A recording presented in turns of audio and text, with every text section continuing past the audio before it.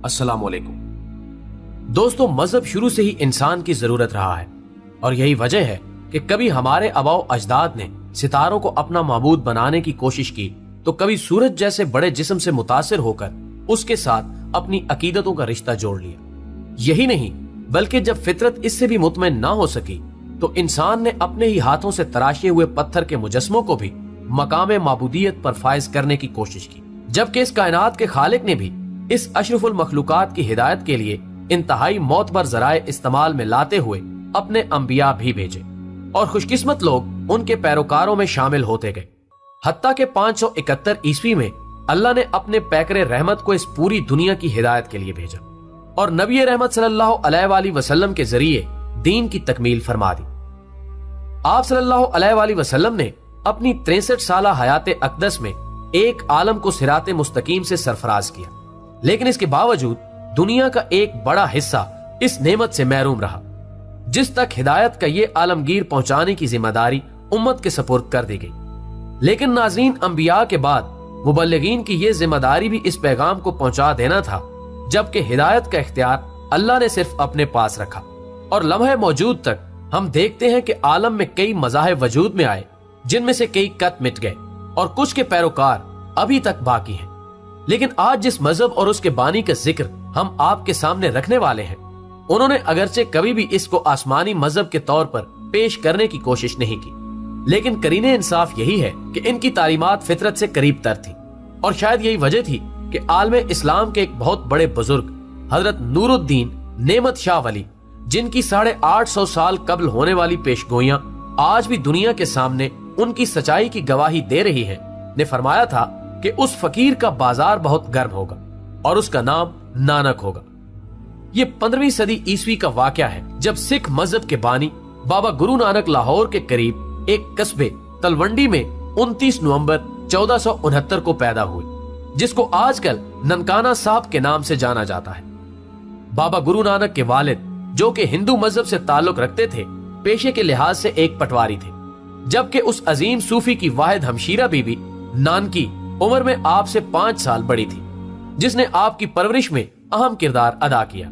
اور شاید یہی وجہ تھی کہ جب ان کی بہن کی شادی سلطان پور کے ایک زمیندار سے ہوئی تو گرو نانک بھی کچھ عرصے بعد اپنی بہن کے گھر ہی منتقل ہو گئے۔ کتب تواریخ کی شہادتوں کے مطابق بابا جی کا مزاج بچپن سے ہی عام بچوں سے جدا تھا۔ ایک روایت کے مطابق جب 7 سال کی عمر میں انہیں اسکول بھیجا گیا تو ایک دفعہ دوران کلاس جب انہوں نے حرف الف کی تشریح کرتے ہوئے اسے اپنے نظریہ وحدت کے ساتھ جوڑا تو استاد سمیت ان کے کلاس فیلوز بھی حیران رہ گئے۔ معزز خواتین و حضرات،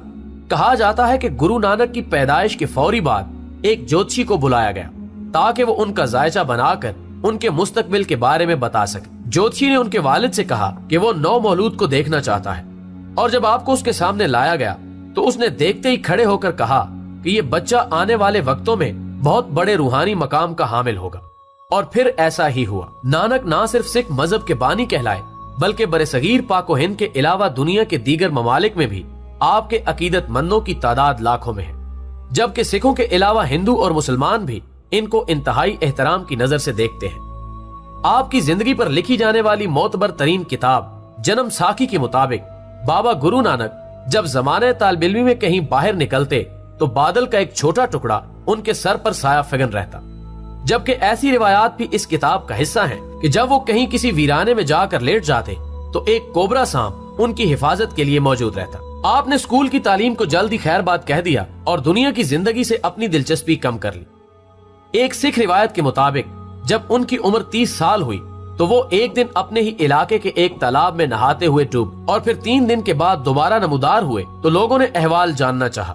جس کے جواب میں وہ صرف اتنا ہی کہتے رہے کہ نہ کوئی ہندو نہ کوئی مسلمان۔ یہ بابا گرو نانک کی زندگی کا وہ موڑ تھا جس نے ان کی زندگی میں انقلاب برپا کر دیا،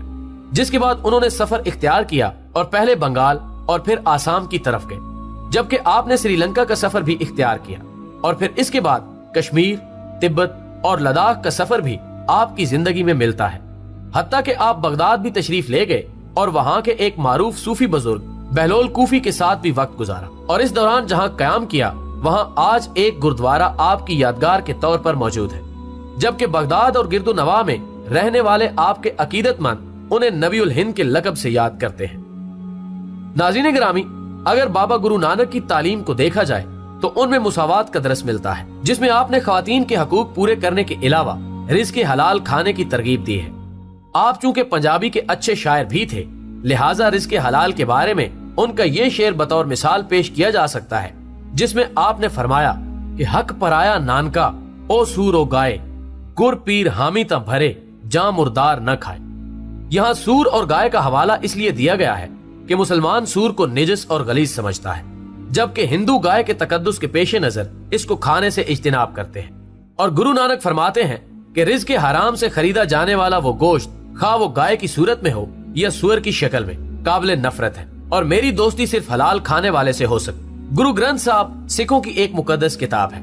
जिसमें खुद उनके अलावा मुसलमान सूफियों और हिंदू भक्तों का कलाम भी मौजूद है, जो कि बाबा गुरु नानक की पहली हमदिया नज़म चुप जी से शुरू होती है। इस नज़म में वो हिंदू मत के कई खुदाओं के नजरिए की नफी करते हुए फरमाते हैं कि वो वाहिद है जिसे ना तो मिट्टी से बनाया जाता है और ना ही वो किसी माँ के पेट से जना जाता है, बल्कि वो बेऐब है, खुद सारे जहां का खालिक है। उन्होंने अपनी जिंदगी का बेशतर हिस्सा सफर में गुजारा, जबकि आखिरी 15 साल आपका कयाम करतारपुर भारत में रहा। जरूरियात बूदोबाश के लिए आप ज़राअत से मंसूब रहे, लेकिन इसके साथ साथ उन्होंने तबलीग का अमल भी जारी रखा। उनकी वफात के बाद उनकी तदफीन के बारे में भी मुतअद्दिद रिवायात तारीख के सीने में महफूज है, जिनमें से एक के मुताबिक जब आपका आखिरी वक्त करीब आया और जाहिरी हालात से अंदाजा हो रहा था कि अब आप इस दुनिया से जाने वाले हैं, तो हिंदू और मुसलमानों दोनों का दावा था कि वो उनके राहबर और रहनुमात। और इस मौके पर आपने फरमाया कि कुछ फूल मेरे सरहाने रख देना और 3 दिन के बाद जिसके फूल मुरझा जाएं, उसी अकीदे के मुताबिक मेरी आखिरी रसूमात अदा कर देना। लेकिन इस वाक़े की कोई सनद हमें बावजूद कोशिश के मुयस्सर नहीं आ सकी। अलबत्ता तारीखी हवालों के मुताबिक बाबा गुरु नानक 22 सितंबर 1539 को इस दुनिया से मुंह मोड़ गए और अब तक उनके जन्मदिन के मौके पर उनकी जन्मभूमि यानी ननकाना साहब में उनके उर्स का एहतमाम किया जाता है, जिसमें भारत के अलावा बरतानिया, Canada, Malaysia, Singapore, Thailand, America और यूरोप के दीगर कई ममालिक से सिख पाकिस्तान में आकर ननकाना साहब में अपनी अकीदतों का इजहार करते हैं। जबकि इसके अलावा सिखों का एक और मुकद्दस मुकाम भी पाकिस्तान में पंजा साहब, जो कि जिला हसन अब्दाल में मौजूद है, पर कायम है, जिसको 1823 में पंजाब के हुक्मरान सरदार हरि सिंह ने तामीर कराया, जहां एक ऐसा पत्थर मौजूद है जिस पर आपके हाथ का निशान चिस्पा है और इसी वजह से इस मकाम को पंजा साहब भी कहा जाता है। इसके बारे में एक रिवायत मशहूर है कि इसके पास ही एक पहाड़ी पर एक मुसलमान सूफी बाबा कंधारी बैठा करते थे, जिन्होंने बुलंदी से इस पत्थर को नीचे फेंका, लेकिन बाबा गुरु नानक ने अपने हाथ से रोक लिया, जिस पर आपके हाथ का निशान पुख्ता हो गया। और ये पत्थर आज भी वहाँ एक मुकफल कमरे में मौजूद है, जिसको सिख जायरीन की आमद के मौके पर खोला जाता है। सिख मजहब के हामिलीन का कहना है कि वो हर सुबह उठकर ये दुआ मांगते हैं कि उन्हें बाबा गुरु नानक के जन्म स्थान की ज़ियारत नसीब। नाज़रीन गिरामी, अगरचे इनके मानने वालों को सिख ही कहा जाता है, लेकिन अगर इनकी तालीमात का जायजा लिया जाए तो बाबा गुरु नानक को दीने इंसानियत का मुबलगे आला कहना भी बेजा ना होगा, जिन्होंने सारी जिंदगी अपने चाहने वालों को इंसानियत और खुदा की वहदानियत की तालीम दी।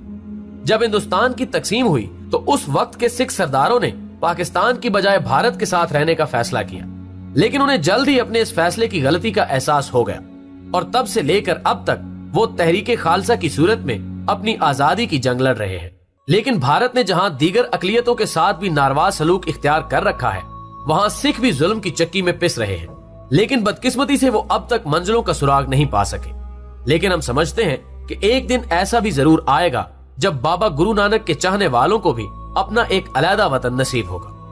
दोस्तों, वीडियो पसंद आने की सूरत में इसे लाइक करते हुए फेसबुक और व्हाट्सएप पर अपने दीगर दोस्तों के साथ भी शेयर कीजिए और कमेंट बॉक्स में हमें अपनी कीमती तजावीज से जरूर आगाह रखिएगा।